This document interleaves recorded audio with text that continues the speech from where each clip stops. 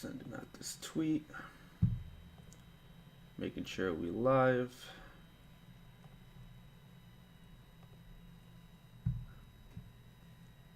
Making sure we live.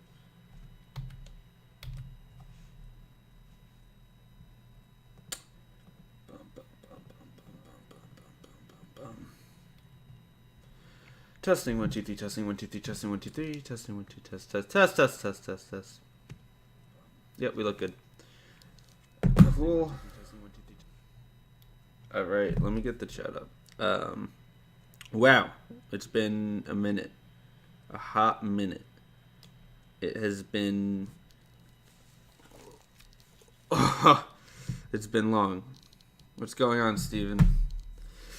Good to have you in. Jesus, it's been a long time. I'm out of the swing of things. I don't even know what I'm doing. I forgot how to use XSplit. I had to readjust, reacclimate. But here we are. Yeah, so there's a lot of stuff that's been going on. Let's just catch up. How's everybody doing? Steven, how are you doing? I am doing okay. Not great. I'm doing alright. A lot of things have been going on. Lots of things. I can't talk about all of them. Not on here. But I just want to get together and say what's new, and then we'll get on with things and maybe play a game or something. I don't know. First thing I want to mention, I just want to, let me get the heavier stuff out of the way. I'll keep it light. But it's still, it's still a thing. Still going to therapy. So I mentioned that in the previous two episodes, and I just want to bring it back up. I want to sort of keep this whole therapy, mental health journey thing. I want to have that be ongoing. Because if, anybody's watching who can relate or who might just need advice for their own life, I just think it's a good thing to keep tabs on. It's going well, but it is a slow process, and I want to sort of go into that a little bit more in depth. You have Italian homework. Can't help you with that, unless you send over some things and I'll Google Translate it for you. But you could probably just do that yourself, so that probably wouldn't be much help. I should make a homework channel in the Discord. That might be a good idea. Okay, so let me go over a few things. We've gotten to a point in the therapy sessions where I'm talking about one specific thing that obviously I can't discuss on here, but I believe it to be sort of the root of a lot of the problems that I'm having, and it's causing me to feel a lot of ways. I want to show some of the worksheets that she gave me, because it's a thing where if you can't afford therapy or you just don't want to go, like, there's certain elements like these worksheets that if you just understand the concept of, you can take with you and do whatever you want with, and you can just sort of learn these methods, and it's not as effective as actually going to therapy. But basically what these worksheets do is they gather your thoughts for you, and then you bring that into therapy, and then she'll look at it and she'll sort of know what it means and then break it down for you. So definitely actually go to therapy if you actually need help with this stuff. But just to understand the basic principles of it can also be helpful. I mean, the first week while I was just filling out worksheets and I didn't go to her to discuss it yet, just filling out the worksheets actually did sort of help. I mean, there's a lot of things here. Let me just look through. I don't want to really show. Let's put that over there. Let's show this one. We got this, that, and the other thing. All right. Cool. So here's what we got. Here's where we're at, team. Status update from the captain. This thing she gave me. This is called a schema bias. Looks like this. Basically, the Pac-Man guy is you, or schema. And then these two things over here are the thoughts that basically make a lot of sense that just sort of bounce off of you. So it's basically like evidence that is incompatible with the schema. So if your schema is you're ugly, right? That's your schema, and then there's evidence to support that you're not ugly. You don't pay attention to that, right? And this big blue dude, this big triangle, is the information that is consistent with it. So that's the information that backs up the fact that you are ugly, and then that feeds into you. And so any information that doesn't agree with your thought bounces off. Anything that does agree, you let in, and then that's it. And then that reinforces your schema, and that makes it stronger. So that's sort of the basic principle of that. Hello, is that Guy Huey? Guy High? Guy? I want to believe it rhymes. It just doesn't look like Huy would spell high. But I'd like to believe it rhymes. But hello, how you doing? Good to have you in. We're chilling. We're probably going to do some food action in a little bit. I have some rice cakes on deck, some peanut butter, and we're talking about some things. Talked about therapy, talking about probably talk about that black hole. Talking about a few things. If you got anything on your mind, throw it in the chat. I'll bring it up. Alrighty. Yeah, and then on the side here, they just have a bunch of examples. So, I am competent is the schema, for example. And then, so making a mistake and failing a test are things that don't support the fact that you're competent, right? So, they bounce off of you. And then the memory of doing well and being congratulated reinforces the thought that you're competent, and that is sucked in. So if you think that I am unlovable, something very personal to me, that's something that I truly believe about myself. The fact that you've been in a relationship for 5 years, or that colleagues or friends, I guess, came to visit you in the hospital, those don't agree with the fact that you're unlovable. Those disprove your point, but you don't pay attention to that. That bounces off your schema. And the fact that you had an argument with your boyfriend or with your girlfriend, that does support your schema. That supports the fact that you're unlovable, and so you only let in that information. Is everyone in the Discord a guy? You're confused. No, there's a girl in there. Moots is a girl, and I'm a guy. You're a guy, and the other guy's a guy. So everyone's a guy except for her. But yeah, we got some female action going on. Okay, so basically she gave that to me, and so if that's something that stands out to you, then there you go. Because when I heard this, I was like, yeah, that's pretty much what I'm thinking. That seems pretty applicable. And then I'm not going to go too in depth with all of this because I mentioned stuff on previous streams that are sort of the same thing. I mean, this diagram, I've shown off a version of this before. This up here is level 1, and then that down there is level 2. So I've shown off the level 1, which is where there's a situation such as you're at a party, a crowded party, and then the automatic thought, or let me find something better. Situation is you're on a date, and the automatic thought, let me find an easy one. Hold up. The situation is your girlfriend broke up with you. Okay, there you go. That's your situation. The automatic thoughts is it's my fault. I'm the problem. I'm unlovable. I'm ugly. I'm fat. All these things, right? These come to mind when that happens. And then the emotions that makes you feel is like sad, angry, frustrated, whatever, right? Unloved, irrelevant, stuff like that. And then the behavioral and physiological response is what those emotions cause you to do. Both bodily changes, if your heart rate is pumping, then that's part of it, or if you're just ruminating in your head, that can also be a response. So that's level 1. I've gone over that before. That by itself is pretty helpful. And then level 2 is called the modulating level, which is where you take those responses and then you identify the underlying assumptions, attitudes, or rules, and the safety behaviors / unhelpful coping strategy. So basically, the behavioral and physiological response, you look at that and you say, okay, are there any safety behaviors here? Safety behaviors can be like stress eating, for example. That's something that you're using to cope with the situation, but it's not really helping you at all. And I don't really particularly have many of those, so like stress eating is really the only one that I do, and so I'm not too familiar with the different kinds of safety behaviors, but the underlying assumptions, attitudes, and rules is another thing that you have to identify, and that sort of ties into this sheet here, which is common self-defeating beliefs. And it's broken into categories. So there's the achievement category, the love category, the submissiveness category, demandingness, depression, anxiety, and then just other. It's just an other. There's a miscellaneous category. So let me read a few of these. Tell me if they stand out. There's one that's perfectionism. So that's when you believe I must never fail or make a mistake. There's one, perceived perfectionism. People will not love and accept me as a flawed and vulnerable human being, And achievement addiction is my worth as a human being depends on my achievements, intelligence, talent, status, income, or looks. Okay, so those are like 3 different ones, right? So if you notice that any of those apply to you, you would write that down. And there's a bunch on here. I mean, there you go. If you want to, watch back the upload, pause it. I'm not going to go through this whole list, or I think we'll literally all die if I do that. So there you go.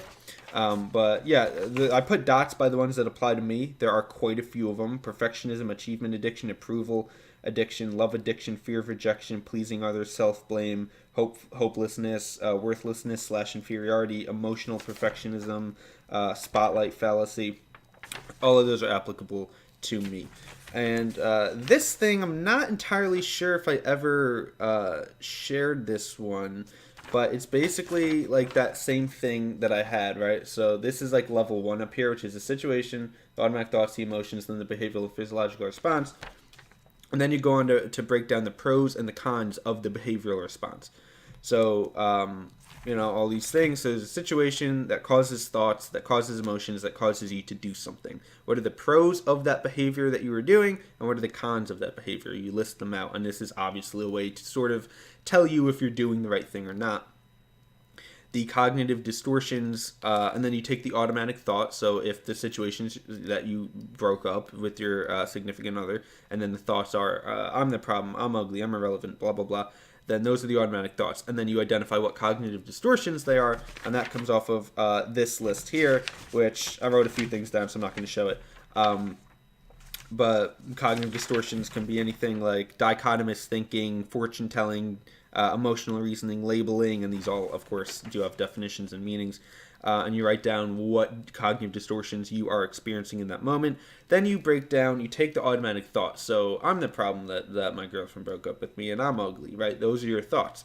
So then you say, okay, where's the evidence that says it is my fault, and where's the evidence that says it's not my fault? You take both. The evidence that supports the thought and that doesn't support the thought. Most of the time, at least in my case, there's way more evidence that does not support the thought than that does support the thought, and that's sort of the point. And then all of that, you take the pros and the cons of the behavior, the cognitive distortions, the evidence, and the evidence that proves it wrong, and then you make a conclusion, and you say, okay, you know what? Maybe this thought isn't true, or maybe it is true, or whatever. And you say what it makes you conclude and what that conclusion means. And then you put down how much you believe that. And it's common. Sometimes you'll come to a conclusion that you know is true, but you're like, I don't believe it. Like, I know this has to be true, but I don't believe it. And that's fine. So then you would put down, this makes me conclude that I am not the problem, but I only believe that 15%, for example.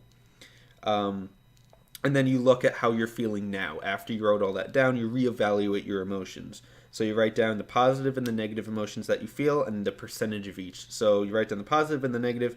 I feel the positive emotions 80% and the negative emotions 20%, something like that. Then the behavior and physiological responses to that you have now. So what you intend to do and what you notice in your body. If you notice that your heart rate is increasing, you write that down, etc. And then you write down if you have a plan, anything that you think that you should do to resolve this issue. And then you reevaluate how much you believe the automatic thoughts. If you believe it still 100%, then you write that down. If now you only believe it 15%, you write that down. And then you write down if you're feeling the same, a little better, or much better. And then you sort of elaborate on that. So if you're feeling much better, you explain why and what's going through your head. Same goes for if you're feeling the same or a little better. So that's that sheet right there. Very, very helpful worksheet. And then, of course, there's a list of cognitive distortions and the emotion wheel. I've gone over those before. So that's basically what's going on now. And I have another session tomorrow. I go Thursdays at 4 still. So that is the stuff that I will be bringing in tomorrow and discussing tomorrow. Got to do that. Yeah, this goes in here too. Hold up. Slip that in. All right. So, now let me just talk about. I know that was sort of all over the place right there. I want to talk about how this is working for me, right? So one thing to know that this is what I'm doing, and this is what's going on, and this is what therapy is. But what's the effect that it actually has? Because that is, of course, also very important. Bum bum bum bum bum. 522. Yeah, that's old. Um,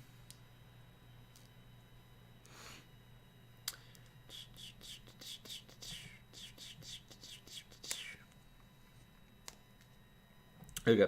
Um,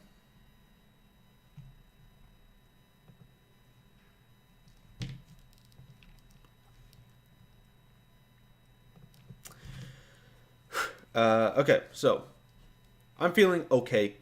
That's a lie. I'm not feeling that great. There's just certain things that are happening that, again, I can't talk about. I can't really go into it.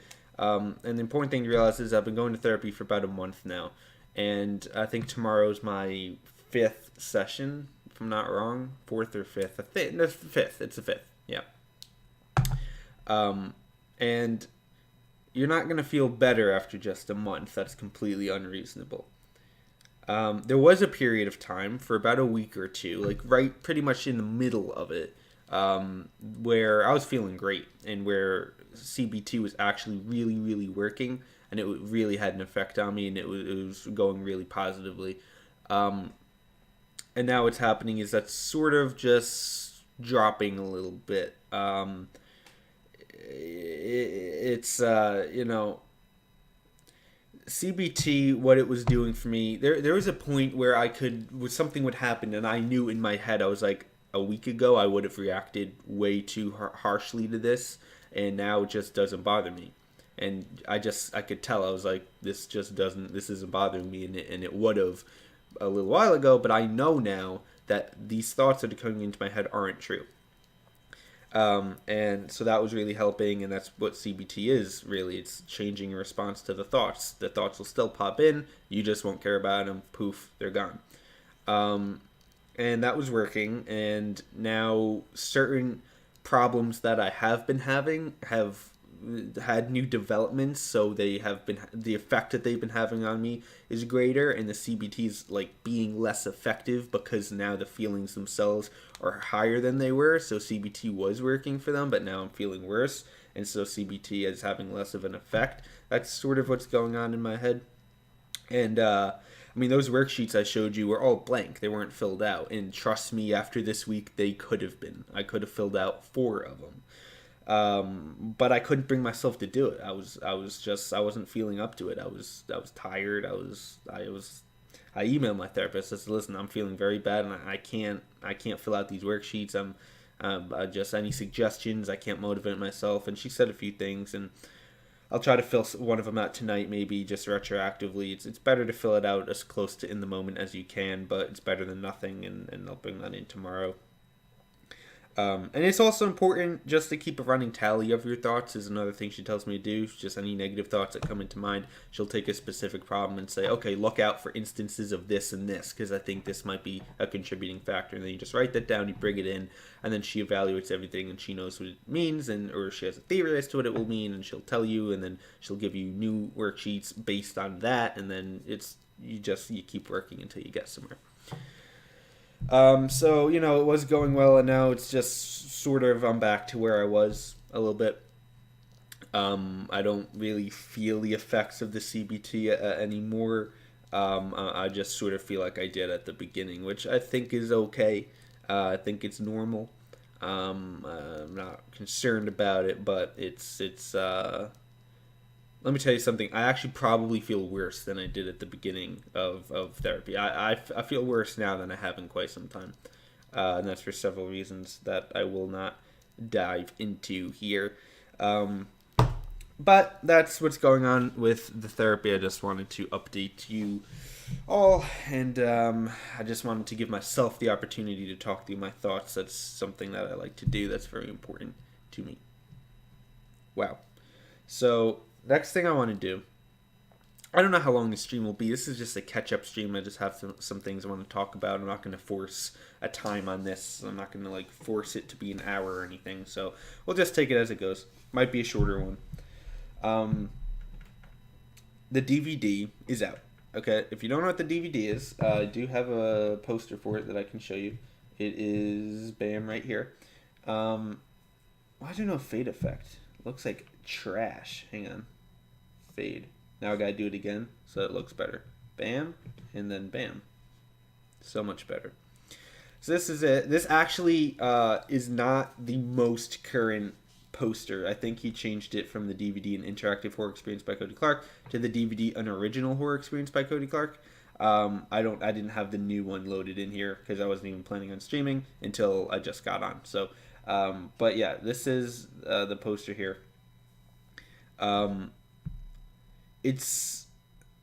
The film is out in one of its forms. So basically, there is a disc version, and then there is a streaming version. Like you buy it on Amazon Prime and you just watch it on your computer, or you can buy a disc and then put it like into your DVD player or into your laptop and then watch it like a DVD, where you're clicking on the film and then behind the scenes content and stuff like that. And that's the experience that you guys need. So the streaming version is not out yet. There is a trailer for the film, and the DVD version of the film is out, but the streaming version is coming, I think, this month, actually. I think it's coming this month. I'm pretty sure.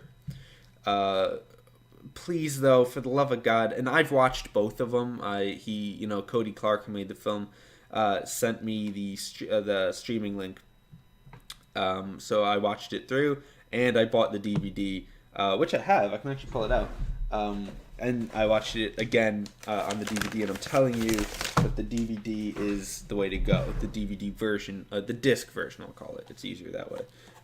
So this is it right here. This is the cover of the disc. And then you open it up, bam, and then there's the disc itself. So I have a few things to say about this. It's super cool to be able to physically hold something that you made. It's super cool. It really is, because, you can make a film and then have that film on YouTube, right? Take White Lights, for example. I'm super proud of White Lights. I love the film, but I can't touch it. I cannot hold it. I mean, sure, I could burn it to a disc and then whatever, but I'm not going to do that because I'm not selling it, right? So I'm not going to just burn it on disc for myself. That seems a little odd. But so I'm proud of it, but I can't hold it. I can't touch it. I can't reach out, and it only exists on the internet. If the internet was down, I wouldn't have my film. I mean, I have it on my computer, on my hard drive, but you get what I'm saying. That people can't watch it if they don't go online. You can't buy it, not that money's a thing, but you know what I'm saying. This you can touch. It's a physical thing. You can feel it. It opens. There's a disc. Like, this is a physical, like, we made this. Me and Cody Clark and everyone else who worked on it, Bavesh and Julianne and Callie.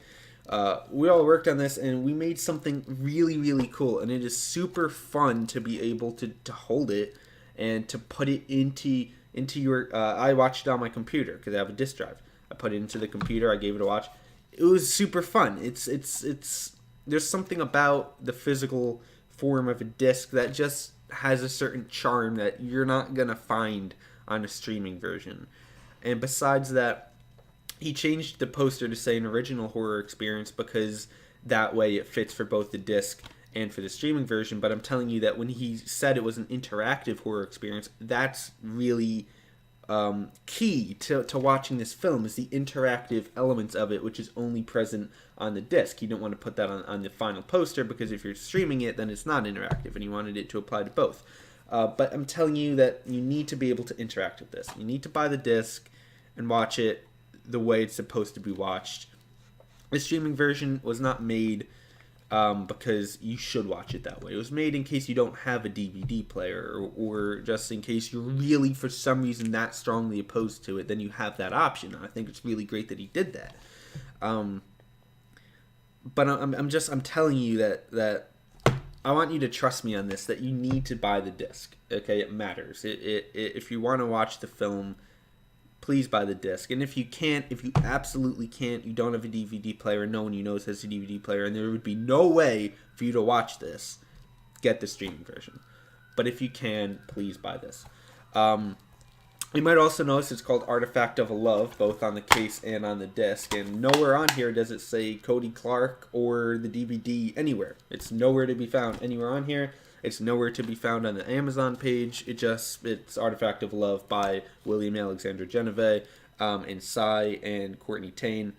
And that is because of the way this film is presented. So it's basically a found object film. You know how found footage films, it's, you know, like something went horribly wrong and then they found the camera footage of it and then they put it into like a film.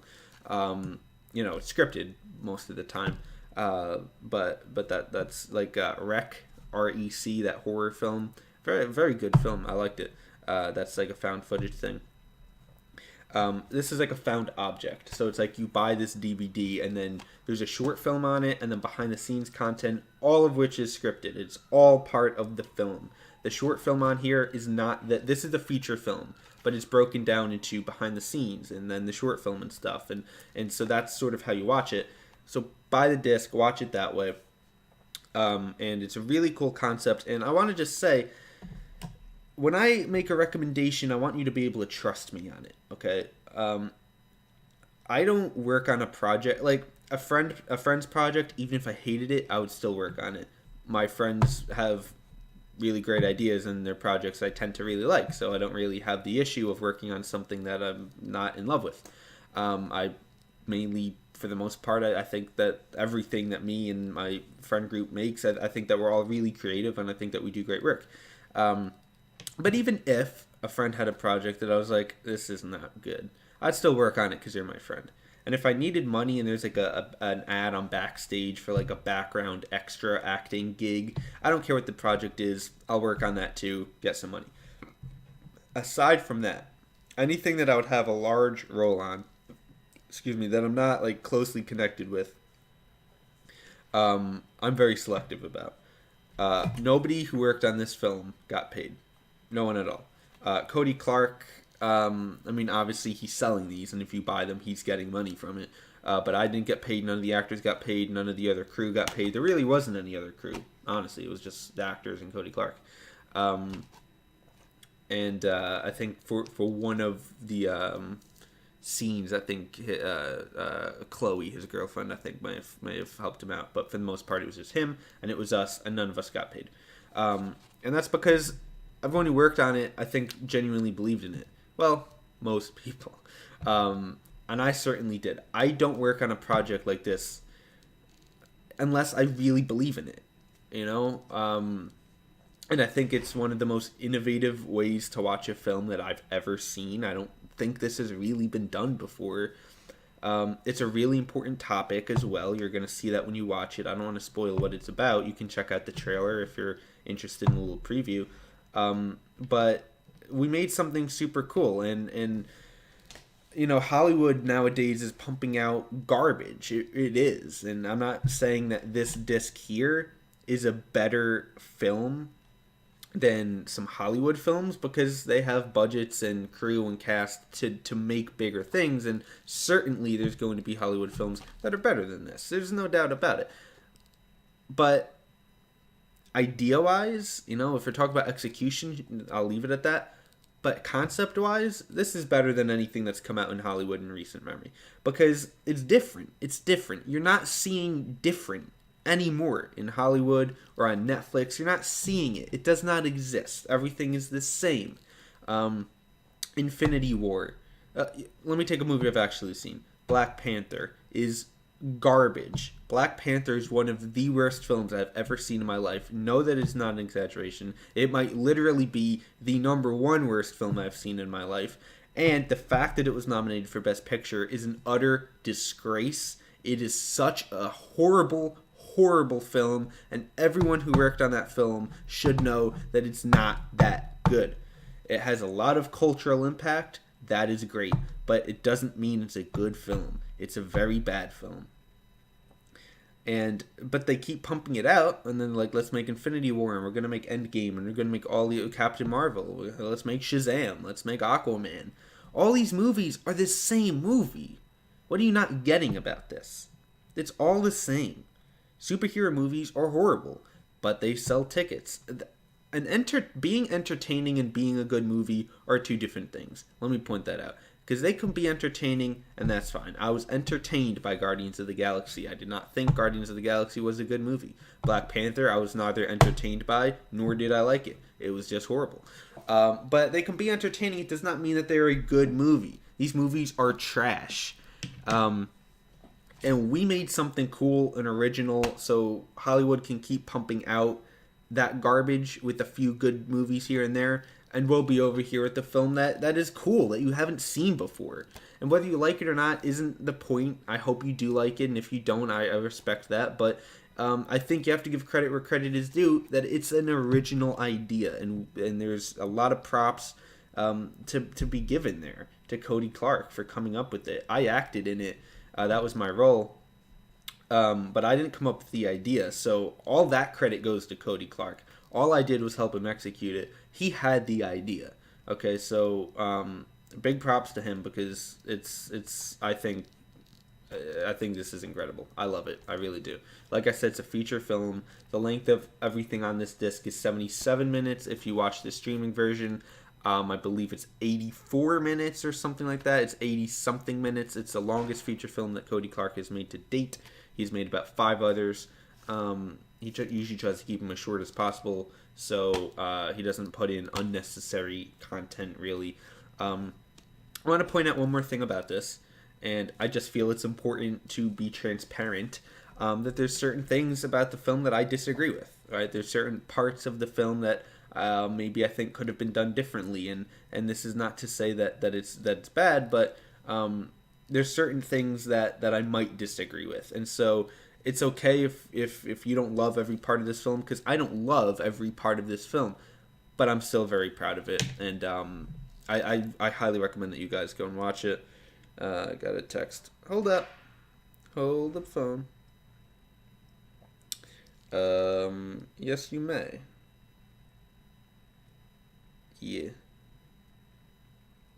Hang on, I'll send it in a few. Streaming right now. LOL. But yeah, I'll send it over now. Cool. So anyway, yeah. I don't like I can promote a film because I'm genuinely proud of it, and I can't in good conscience promote a film that I don't agree with or that I don't support, and that's why I wouldn't work on a film that I don't agree with or that I don't support. I worked on this because, you guessed it, I agreed with it and I support it. There's things that I don't like, there's things that I love, and I'm very proud of the end product. So just please go buy it. It's only $10. Go give it a watch, and you can know that your money is going to an independent filmmaker, and it's not going to some big box office that doesn't really need the money. It's going to someone who could use it, to somebody who's trying to make films and just entertain people, and I think that's great. So I want to go over that. Buy the film. Cool. Also, just keep in mind when you're watching it should go without saying, it's all acting. Everything on that film is everything on that disc is part of a feature film. It's all acting, every part of it, and everyone who's in the film was fully aware of everything that was going on. It's completely fake, the whole thing. Important to note that. Some people can be confused at times. So, okay. That's that. That's the therapy. Those were probably the two biggest things I wanted to talk about. As I've been mentioning, I just want to reinforce it, and also so I can hold myself accountable. There's going to be some content coming out this summer. There's going to be a feature-length film released on June 9th, 2019. It's called Werewolf. And there's going to be a trailer for it on June 2nd, and a teaser trailer anytime between now and June 2nd. There's a chance, I think, that might get switched around to where I just do one trailer and it's just on June 2nd, and then that's it. Maybe there won't be a teaser. I don't know. But that's coming out, and then I'm going to have a video series, not a web series. It's not a show. It's an online video series. That's the best way I can describe it. I don't want to spoil it yet, but that will be coming. The first video will be coming out in May. So next month, and then and then there'll probably be one video in May, and then in June we will pick up that series, and it'll continue constantly, like weekly or bi-weekly throughout the summer and well into the year. That'll be an ongoing series for sure. I hope, because there's some that gets a little messy in some areas, in some ways, and you'll see what I mean by that. But we'll hope for the best there. Okay, so we got that, we got that, we got that. Let me send. I have to send something really quick, so bear with me. Oh, I also have a film shoot this weekend. It's a friend's shoot, but it still counts. That's gonna be fun. Looking forward to it. We have a table read tomorrow morning, so that's fun. I was on a film shoot for another friend this past Saturday. Also a good time. Okay, let me get my resume out. Is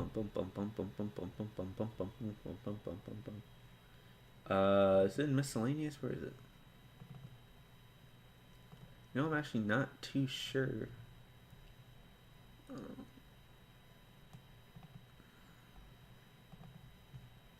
know I have it on here somewhere.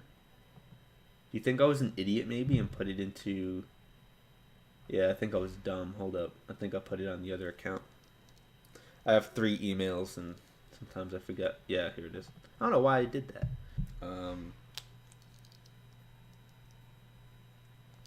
Here we are. So, I'm gonna have to eat at some point. I don't... I would eat on stream, but I'm in the mood to eat and watch, you know? I'm not in the mood to have to, like, pay attention to anything, like, stream related. So, I'm gonna check out Uber Eats just in case. Let's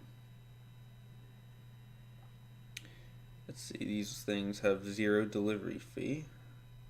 Nope, hate them all. I wouldn't eat any of that. Actually, that's not that bad. I might get... I think I already know what I'm getting.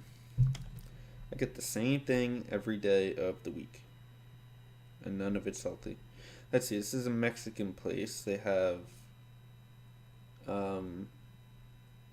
pretty cheap stuff. I've never been here. All I know is it's free delivery. Burritos are about $10. Okay. Alright. Carnitas asada burrito. What's asada? It's probably not how you say it. Let's see what's on this.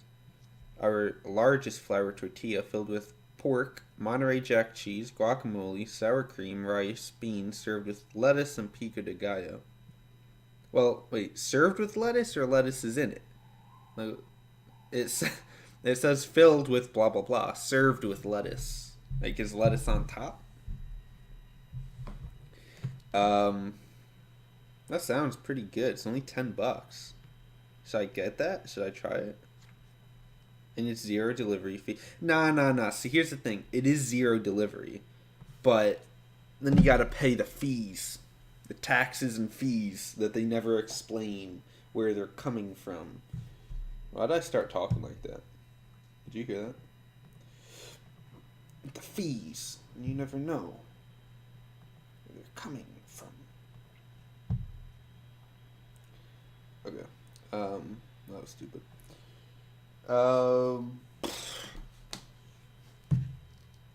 Let me think if there's anything else I had to talk about. I felt like there was something. Maybe not. I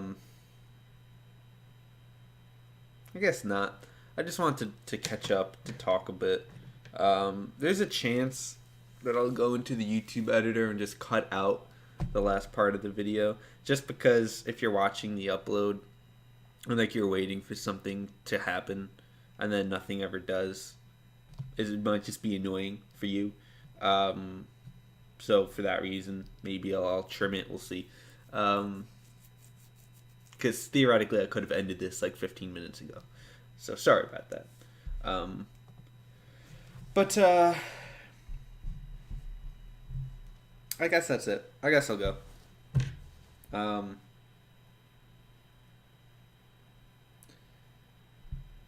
I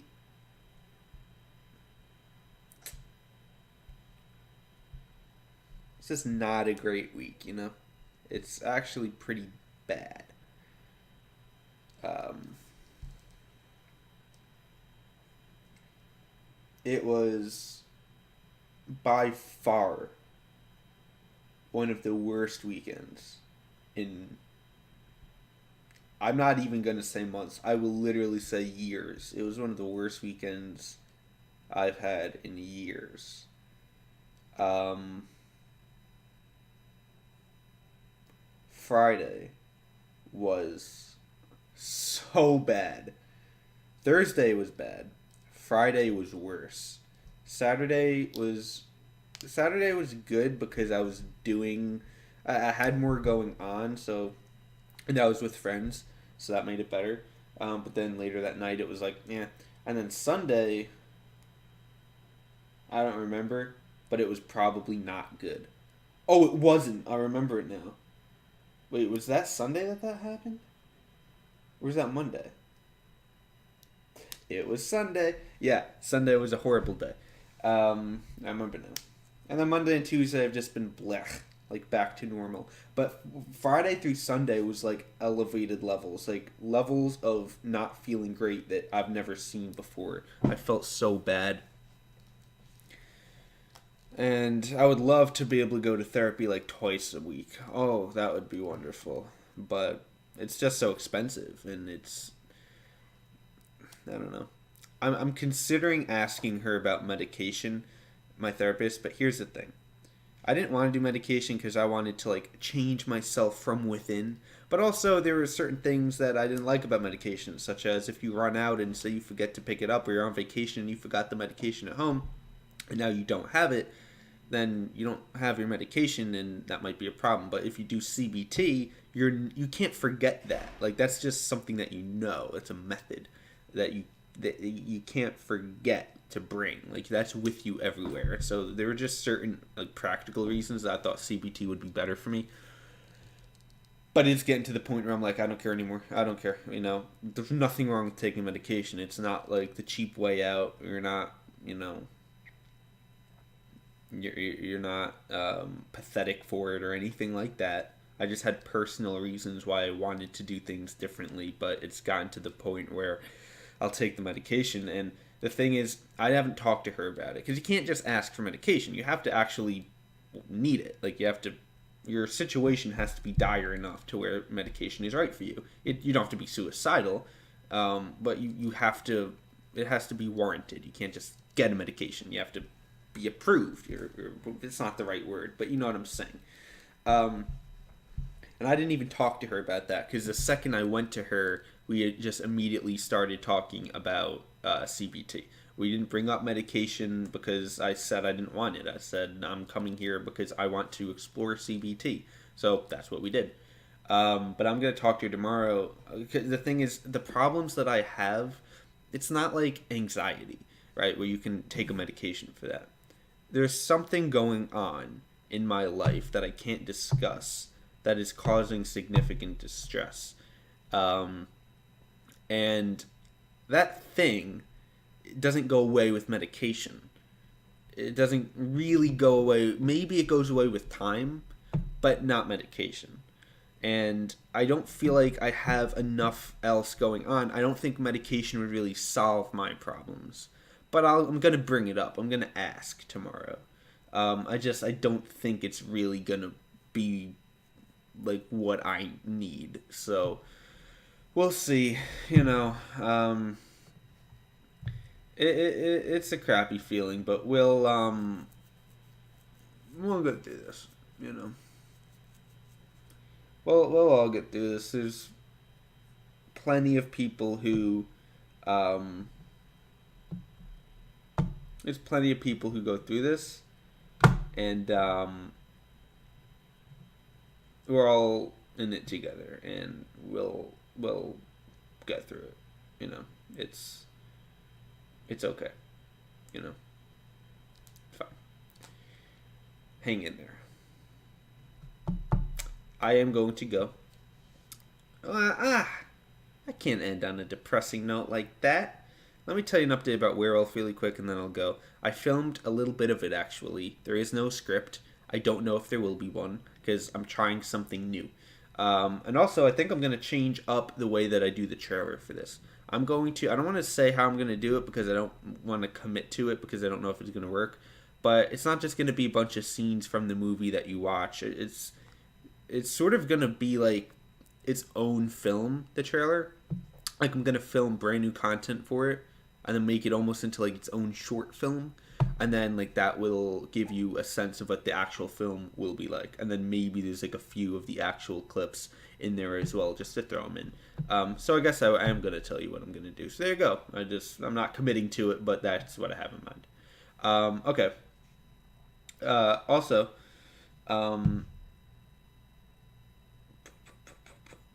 yeah, these black hole pictures are pretty cool.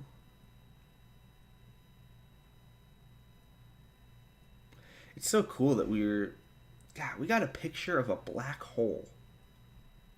Something like massive.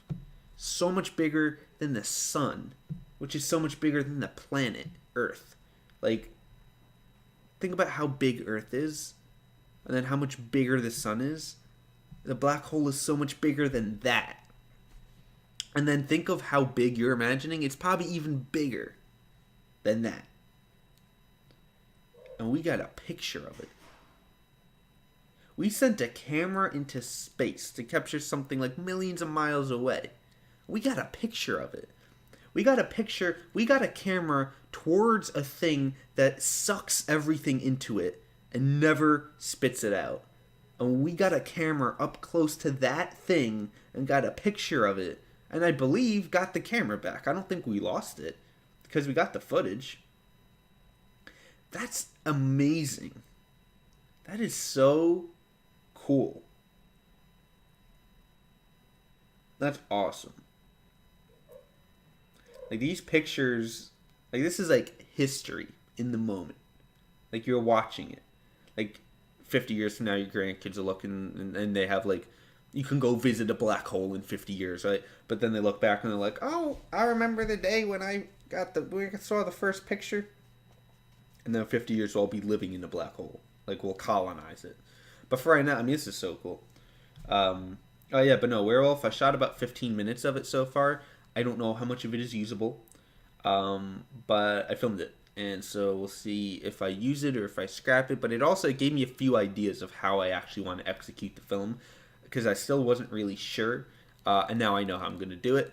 And I'm going to mess around with it, explore, and see what comes of it. June 9th that will come out. So trailer June 2nd. There's a possibility of a teaser trailer between now and June 2nd. No promises there really. But June 2nd for sure a trailer. And then June 9th the film. Okay. That's that. I'm going to head out. So thank y'all. Sorry I've been gone forever. I've needed this. Yeah, it felt good to just talk through some things. So, alrighty. Peace out. I will see you in the future.